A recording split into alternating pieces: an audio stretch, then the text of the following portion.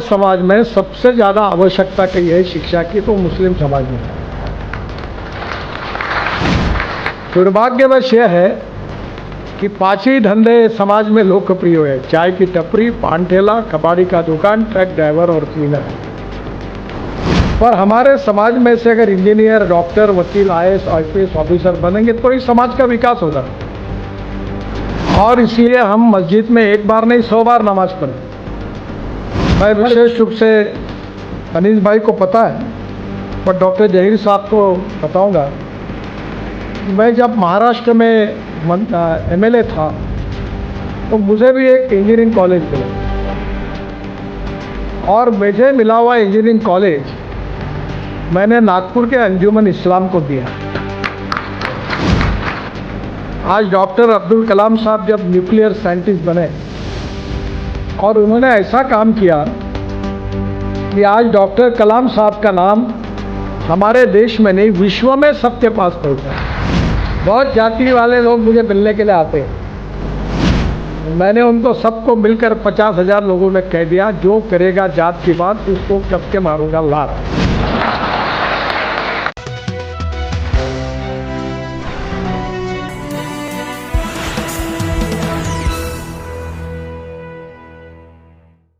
मैं विशेष रूप से अनीस भाई को पता है, पर डॉक्टर जहीर साहब को बताऊंगा कि मैं जब महाराष्ट्र में MLA था तो मुझे भी एक इंजीनियरिंग कॉलेज मिला,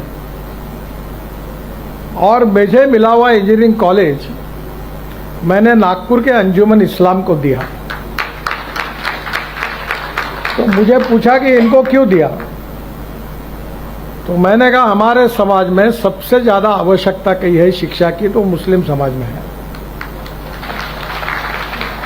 दुर्भाग्यवश यह है कि पांच ही धंधे समाज में लोकप्रिय है: चाय की टपरी, पान ठेला, कबाड़ी का दुकान, ट्रक ड्राइवर और क्लीनर। पर हमारे समाज में से अगर इंजीनियर, डॉक्टर, वकील, IAS, IPS ऑफिसर बनेंगे तो ही समाज का विकास होगा। और इसलिए हम मस्जिद में एक बार नहीं 100 बार नमाज पढ़ें। पर विज्ञान और तंत्र विज्ञान को अगर हम आत्मसात नहीं करेंगे तो हमारा भविष्य क्या होगा। आज डॉक्टर अब्दुल कलाम साहब जब न्यूक्लियर साइंटिस्ट बने और उन्होंने ऐसा काम किया कि आज डॉक्टर कलाम साहब का नाम हमारे देश में नहीं, विश्व में सबके पास पहुंचा है। और इसलिए मैं एक बात पर विश्वास रखता हूं कि कोई भी व्यक्ति उसकी जात, पंथ, धर्म, भाषा और सेक्स से बड़ा नहीं होता, उसके गुणों से बड़ा होता है। और इसलिए हम जात, पंथ, धर्म, भाषा और सेक्स के आधार पर किसी को डिस्क्रिमिनेट नहीं करें। मैं तो राजनीति में हूं, यहां तो बहुत बातें चलती है। तो मैंने कहा नहीं, जो मैं मेरे हिसाब से चलूंगा, जिसको देना वोट देगा, नहीं देगा वो नहीं देगा। बहुत जाति वाले लोग मुझे मिलने के लिए आते हैं, तो मैंने उनको सबको मिलकर 50,000 लोगों में कह दिया, जो करेगा जात की बात उसको कस के मारूंगा लात। तो मुझे मेरे मित्रों ने कहा कि ये कहकर तुमने बड़ा नुकसान किया है। मैंने जो होगा सो होगा, अगर चुनाव जीतता नहीं तो आदमी मरता थोड़ी है, मंत्री नहीं हुआ तो। पर मैं अपने उसूलों के साथ इस पर कायम रहूंगा और व्यक्तिगत जीवन में उसका आचरण करूंगा। आज मुझे खुशी है कि अंजुमन इस्लाम से हजारों लड़के लड़कियां इंजीनियर बने हैं। अगर ये मौका उनको नहीं मिलता तो नहीं बनते। और इसलिए शिक्षा बहुत महत्वपूर्ण है, और शिक्षा से केवल आपके परिवार की और आपकी प्रगति और विकास नहीं होगा, तो शिक्षा से समाज का और देश का विकास होगा। नॉलेज ये पावर है, और ये जो पावर है ये आत्मसात करना अलग अलग क्षेत्र में आपका बहुत महत्वपूर्ण मिशन है। मैं इंजीनियर नहीं हूँ, बहुत लोगों की गलतफहमी है कि मैं इंजीनियर हूँ, क्योंकि मेरे नाम पर 7 वर्ल्ड रिकॉर्ड हुए हैं। अब मुझे 12वीं डिलीट मिली है, 12 डॉक्टरेट्स मिली है, पर वो डॉक्टरेट मैं उतना विद्वान नहीं हूँ। अभी तक मैं डॉक्टर नाम नहीं लगाता, क्योंकि मेरी कहानी ऐसी हुई कि प्रोफेशनल कॉलेज में 50% के ऊपर मार्क चाहिए, तो 75 में इमरजेंसी लग गई और इमरजेंसी के खिलाफ मैं 11वीं में था तो काम करना मैंने शुरू किया, मेरा करियर खराब हो गया। तो मुझे इंजीनियरिंग के एडमिशन के लिए मैं डिस्क्वालीफाई हुआ, अप्लाई करने के लिए डिस्क्वालीफाई हुआ। तो मैंने कहा जो व्यक्ति एडमिशन के लिए डिस्क्वालीफाई होगा, how we can become a doctor. तो मैं कोई डॉक्टर लगाता नहीं। पर एक बात जरूर है यार, जो मुझे डिग्री डॉक्टरेट मिली है वो 6 एग्रीकल्चर साइंस में मिली है। हूँ मैं कॉमर्स ग्रेजुएट और MBA। रिकॉर्ड मेरे हुए इंजीनियरिंग में, सिविल इंजीनियरिंग में, और डिग्रियाँ मिली कृषि विज्ञान में। तो मैं ज़्यादातर मेरा समय किसानों में काम करता हूँ, क्योंकि हमारे यहाँ विदर्भ में 10,000 से ज़्यादा किसानों ने आत्महत्या की है। और मैं ये मानता हूँ कि इसको हम, इस समस्या को कैसे सुलझाएं, बहुत कठिन है सुलझाना। और इसलिए पिछले अनेक सालों से इन समस्याओं का अध्ययन करते हुए हमारे कृषि और ग्रामीण क्षेत्र की तस्वीर कैसे बदलेगी, इसके लिए मैं काम करने की कोशिश कर रहा हूँ। और इसलिए मेरा विश्वास है कि आज आपको जब ये डिग्री हासिल होगी तो मैं आपको मित्र के रूप में एक संदेश दूंगा कि नौकरी मांगने वाले नहीं, नौकरी देने वाले बनो। मैं भी हमारे कम्युनिटी में जो भी उठता था बैंक में नौकरी करता था या टीचर बनता था। तो मेरे जो बहनों थे, एक न्यूक्लियर साइंटिस्ट थे, बाबा एटॉमिक रिसर्च, बहुत बड़े पोस्ट पर थे, और दूसरे नेपा पेपर मिल के मैनेजिंग डायरेक्टर थे। दोनों मेरी स्टूडेंट थे, पटवर्धन हाई स्कूल से फर्स्ट मेरिट आए थे। तो स्वाभाविक रूप से मेरी बहनें मुझे बोलती थी तेरा ध्यान ही नहीं, तू अध्ययन ही नहीं करता। तो मैंने उनको पूछा अध्ययन करके क्या करो। बोले बैंक में सर्विस करो। तो बैंक में क्लर्क बनो। तो उन्होंने कहा आप बैंक में सर्विस करो। फिर जब बैंक की सर्विस निकल गई, मैं लॉ हो गया, तो बोले प्रैक्टिस करो, बोर्ड लगाओ। मैंने नहीं लगाया, तो मुझे बड़ी नाराज होती थी। आज मैं काम करता हूँ तो मेरे पास 5 चार्टर अकाउंटेंट, 350 इंजीनियर और 3 कंपनी सेक्रेटरी काम करते हैं। तो अब तो कोई ज़रूरत नहीं, अब तो मैंने व्यवसाय छोड़ दिया, मेरे बच्चे देखते हैं। तो पहली बात, डिग्री का और सक्सेस का संबंध कितना है आप जरा समझ लो। Knowledge with entrepreneurship is very important. उद्यमशीलता, एंटरप्रेन्योरशिप इज वेरी इंपॉर्टेंट। और एंटरप्रेन्योरशिप जो होती है, resources very important, knowledge is most important, and entrepreneurship is very very important. Your initiative with the dynamic leadership, with the conversion of knowledge to wealth, is going to give you the big result which is going to change your future. आपके भविष्य को बदलने के लिए इसका उपयोग करिए। अभी हमारे देश की स्थिति ऐसी है कि we are the fastest growing economy in the world. The dream of the prime minister to make Indian economy a 3rd largest economy in the world, $5 trillion की इकोनॉमी बनाना है। अब what is the mission? The most important mission for the country is how we are going to increase our export and how we are going to reduce our import is the basic mission for all of us. And the pharmaceutical industry is the most important industry for the country. और आज मैं आपको बताता हूं कि पूरे world में हमारा बहुत बड़ा एक्सपोर्ट है। अब बल्क ड्रग जो है वो भी हमारे यहाँ बनने लगा है। मैं विशाखापट्टनम में, मैं जब MSME का मंत्री था तो मैंने मेडिकल डिवाइसेस पार्क तैयार किया। अब उसका एक्सपोर्ट है 40,000 करोड़ का। आंध्र प्रदेश में 2 बार मैं वहाँ गया। सब लोग अब बड़े बड़े उद्योगपति बन गए। तो मुझे उन्होंने कहा कि आपके लिए हमको कुछ करना है। तो मैंने कहा मुझे तो कुछ नहीं चाहिए। तो ये जो सीनियर सिटीजन है, जो उनके कान से सुनने में नहीं आता, तो अभी तक नागपुर शहर में मैंने 2,500 लोगों को फुकट में मशीन लगा के दी। तो उन्होंने मुझे वो 2,000 रुपये में मशीन दी। उसकी बाजार में कीमत 80,000 रुपये। फिर कोविड के समय मैंने 500 वेंटिलेटर डोनेट्स किए, डॉक्टर साहब को पता है। और वो उस समय वेंटिलेटर की कीमत 6 से 7 लाख रुपए थी और मुझे वेंटिलेटर मिला 47,000 में।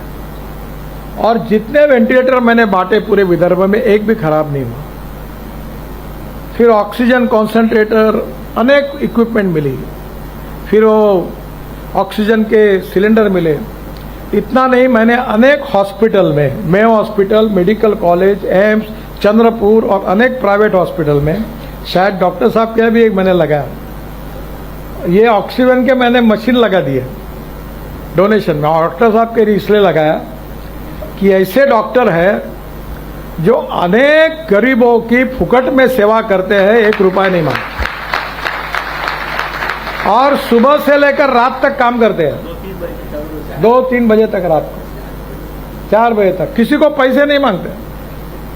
तब मैंने कहा तो डॉक्टर बोले मुझे जरूरत नहीं, मतलब तुमको नहीं पर मुझे है, मैं तुमसे फुकट में इतने काम करवाता हूं, मुझे शर्म आती है, आप इतना ये मशीन लगा लो।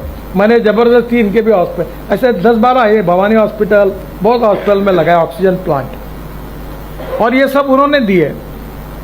अभी मैंने कमाल टॉकीज चौक में मेरी माँ के स्मरणार्थ एक बहुत बड़ी बिल्डिंग बनी, वहाँ कुछ जगह पड़ी थी, उन्होंने दी, और वहाँ मैं ये MRI, CT scan, pathology laboratory, dialysis की शुरुआत कर रहा हूँ। अब MRI अगर मार्केट में जाते हैं तो 12,000 रुपये लगते हैं, तो हमने तय किया हम MRI 800 रुपये में देंगे। CT स्कैन के लिए 6,000-7,000 रुपये लगते हैं, हम 600 रुपये में देंगे। डायलिसिस 200 रुपये में करेंगे। पैथोलॉजी लेबोरेटरी में कभी कभी 18,000, 20,000 वो पूरा हम 200 रुपये में करके देंगे। पर इंटरनेशनल स्टैंडर्ड की लेबोरेटरी बना रहे हैं, क्वालिटी के साथ कॉम्प्रोमाइज नहीं है। वो सब इक्विपमेंट मुझे उन्होंने डोनेशन में, CSR में दिए। मैं ये आपको ये मानता हूँ कि नॉलेज इंपॉर्टेंट है, वेल्थ इंपॉर्टेंट है, पर वेल्थ में पूरी कमाने के बाद जो गरीब है, शोषित है, पीड़ित है, जो सामाजिक, आर्थिक, शैक्षणिक दूसरे से पिछड़े हुए हैं, उनकी मदद करने में आपको आगे आना होगा। आपको शायद पता नहीं है कि अजीज प्रेम जी करके IT सेक्टर के बहुत बड़े व्यक्ति, अभी उनकी उम्र हो गई, मुझे मिलने के लिए बेंगलोर से आए थे।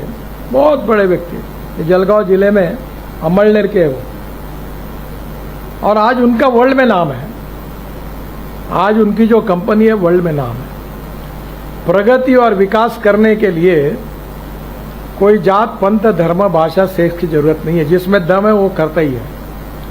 पानी का एक सिद्धांत है आर्किमिडीज का कि कोई भी चीज आप पानी में फेंको उतना ही पानी ऊपर आएगा जितना उसका वजन है। तुम कितना ही नाटक करो, कितने भी तुम्हारे फोटो लगाओ, कितना भी बैंड बजाओ, लोग समझ जाते हैं कि तुम कैसे हो।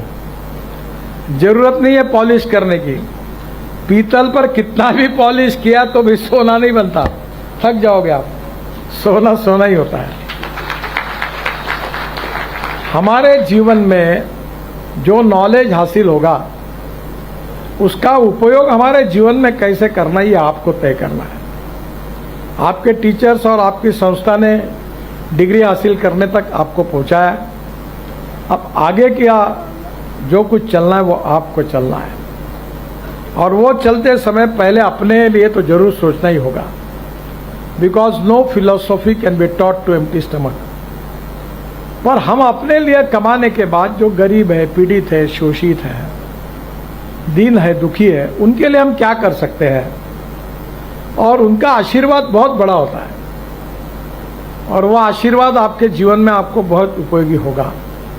और ये जो फील्ड है फार्मेसी का, आने वाले समय में वर्ल्ड में हमारा देश बहुत तेजी से प्रगति कर रहा है, और दुनिया में जो सबसे अब ताकतवान देश है उससे दुनिया के देश अब उससे व्यवहार करना नहीं चाहते।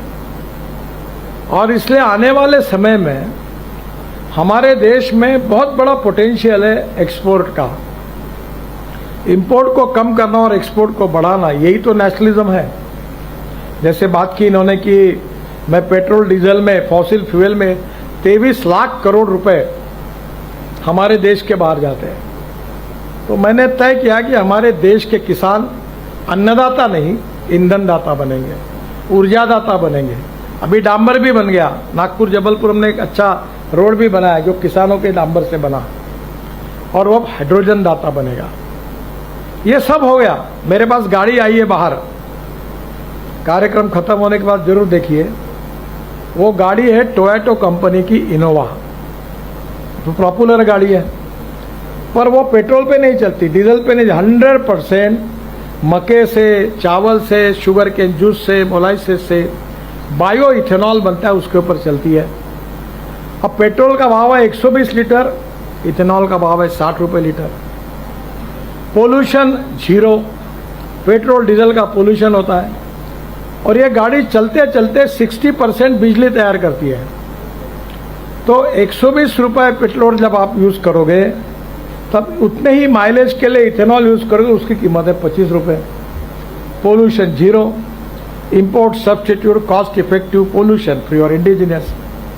अब मोटरसाइकिल भी बजाज, टीवीएस, हीरो, होंडा सबकी बन गई। अब गाड़ियाँ भी Tata, Mahindra, Suzuki, Toyota, Hyundai सबकी आ गई। अब इथेनॉल के पंप भी शुरू हो रहे हैं। तो धीरे धीरे हमें पेट्रोल इंपोर्ट करने की जरूरत नहीं पड़ेगी। अब हवाई जहाज का ईंधन भी किसान बना रहा है। पानीपत में हमने जो परल ये राइस स्ट्रॉ जलता है, उससे 1 lakh litre ethanol, 150 tonne bitumen और 78,000 ton per year bio aviation fuel यानी हवाई ईंधन भी बनाया है। तो रिसर्च एंड टेक्नोलॉजी के आधार पर हम दुनिया में कहीं भी जा सकते हैं, जिसका उल्लेख अनीस भाई कर रहे थे। हमारा 1 एकड़ में 4 टन संतरा होता है, और मैं अभी स्पेन में गया था, वो 1 एकड़ में 25 से 30 टन होता है, यानी हमसे 8-9 गुना ज़्यादा। और हमारा किसान अगर 5 गुना करेगा तो पूरे विदर्भ में 5,000 करोड़ का संतरा होता है। अगर हमने टेक्नोलॉजी उनको दी और ये 30,000 करोड़ रुपए का होगा, तो हमारे विदर्भ के किसान आत्महत्या क्यों करेंगे। हमने मदर डेयरी लाइया, अभी कल उद्घाटन है। हम धारा का तेल यहाँ शुरू कर रहे हैं। हमारे यहाँ 30 लाख लीटर दूध किसानों से नागपुर विदर्भ से लेंगे, हमारे किसान को दूध का उत्पादन मिलेगा, तो वो आत्महत्या क्यों करेगा। और इसलिए आने वाले समय में किसकी डिमांड है, कहाँ हम इंपोर्ट कर रहे हैं, क्या हम कर सकते हैं, इसमें हमको जाना होगा। मैं आपको प्रार्थना करूंगा कि फार्मास्यूटिकल में विशेष रूप से इंजेक्शंस हो, टैबलेट हो, कैप्सूल्स हो, इक्विपमेंट हो, इसमें ह्यूज पोटेंशियल है। और इतना ही नहीं कि इतना बड़ा पोटेंशियल है कि 2 दिन पहले मेरे पास हैदराबाद के भारत बायोटेक के मालिक आए थे, तो मैं उनसे बात कर रहा था। वो जो अपना कोविड का वैक्सीन उन्होंने बनाया, तो उन्होंने मुझे कहा कि मैं बड़ौदा के एग्रीकल्चर कॉलेज का विद्यार्थी हूँ। तो मैंने कहा तुम्हारा फार्मेसी से क्या संबंध है। नहीं बोले, मैंने बायोटेक लेबॉर्ट्री खोली, अब बहुत बड़ी हैदराबाद में हो गई। अब देखो उन्होंने वो जो हमारा वैक्सीन है कोविड के ऊपर, वो उन्होंने बनाया, अब दुनिया में एक्सपोर्ट कर रहे हैं, 25,000 करोड़ की कंपनी बनी। और इसलिए रिसर्च के साथ आप आपके विजन को ब्रॉड करके नए नए प्रयोगों के साथ अगर काम करोगे, तो आर्थिक दृष्टि से भी आपके जीवन में आप बहुत यशस्वी होंगे। नॉलेज आपको हासिल करना है, जीवन भर करते रहना चाहिए, और पैसा भी मिलता है और नॉलेज भी है, तो समाज के लिए और गरीब की याद बाकी जरूर दिल में रखना। और ये 3 बातें अगर याद रखोगे, तो समाज की जो प्रगति और विकास है, उसके मापदंड के आधार पर समाज के लोग भी आपसे बहुत आपसे प्रेम करेंगे, आपकी इज्जत करेंगे, आपकी सम्मान करेंगे, और उसी को जीवन की सफलता कहा जाएगा। मैं आज के इस कार्यक्रम के निमित्त फार्मेसी के स्टूडेंट्स को ये आह्वान करता हूँ कि नागपुर में हम फार्मास्यूटिकल इंडस्ट्रीज बहुत बड़े प्रमाण पर ला रहे हैं, और हमारा प्रयास है। अभी मिहान में बहुत बड़ी बड़ी कंपनी, उसमें एक कंपनी है फार्मेसी, न्यूपेन ने क्या, हाँ यूपी, वो मेरे पास मालिक आए थे, बहुत बड़ा एक्सपोर्ट कर, अभी एक्सपांशन कर रहे हैं, और उनको हजारों बीफॉर्म एमफॉर्म ग्रेजुएट्स की ज़रूरत है। और इसलिए आने वाले समय में आईटी इंडस्ट्री में अभी हमने 90,000 लड़कों को बिहार में रोजगार दिया है। और मेरा प्रयास है कि किसी भी हालत में हम लोग आने वाले 3 साल पूरे करेंगे तो हमारी संख्या 1.5 लाख के ऊपर जाएगी। अभी हमने एडवांटेज विदर्भ किया था, गढ़चिरौली में और नाग विदर्भ में 7.5 लाख करोड़ की इंडस्ट्री आ रही है। हमारे वर्ल्ड में सबसे लोहे का आयरन ओर की अच्छी क्वालिटी अगर कही है तो वो गढ़चिरौली में 65 ग्रेड का लोहा है। सज्जन जिंदल जो थे देश के बड़े उद्योगपति उस दिन आए थे, मुझे बता रहे थे आपको पता नहीं बोले यहाँ का लोहा कितना अच्छा है। वो 3.5 लाख करोड़ की इन्वेस्टमेंट कर रहे हैं। और इसलिए हमारा विदर्भ का विकास हो और आपके जैसे युवाओं को रोजगार मिले, हमारी गरीबी दूर हो, हम अच्छी तरह से सस्टेनेबल डेवलपमेंट होकर हमारे जीवन को जी सकें, इस प्रकार के लिए हम सबको उस दिशा में विजन लेकर काम करना है। मैं अक्सर एक बात दोहराता हूं कि you can donate eye but you can not donate vision. Lack of appropriate vision is a big problem. तो let us fix about your future, और आपकी विजन क्या है वो निश्चित करो और उसके पीछे ताकत और शक्ति के साथ उसके पीछे लगो और जीवन में प्रगति और विकास की ओर जाकर आप नौकरी देने वाले नहीं, नौकरी मांगने वाले नहीं, नौकरी देने वाले बनकर हमारे विदर्भ में वेल्थ क्रिएट करने में आप आगे आइए। जो उद्योग व्यवसाय करता है वो केवल नफा नहीं कमाता, he is not only wealth creator, he is a employment creator. और अब हमें जरूरत है एम्प्लॉयमेंट क्रिएटर्स की, जो हमारे समाज के लाखों युवाओं को रोजगार देंगे। और वहाँ के अनुभव के साथ आप भी इसी प्रकार से अपने उपक्रम को शुरू करके यशस्वी होकर आगे काम करें, ताकि हमारा समाज, हमारा देश दुनिया में एक बड़ी विश्व में शक्ति बने, ताकत बने। इसमें आप सबका योगदान बहुत महत्वपूर्ण है। आज की जो डिग्री मिली है उसके आधार पर आपके उज्जवल भविष्य की कामना करता हूँ। आपको बहुत बहुत शुभकामनाएं देता हूँ और भगवान अल्लाह आप सबका भला करे और आप जीवन में यशस्वी हो, यही दुआ मांगता हूँ। बहुत बहुत धन्यवाद। नमस्कार।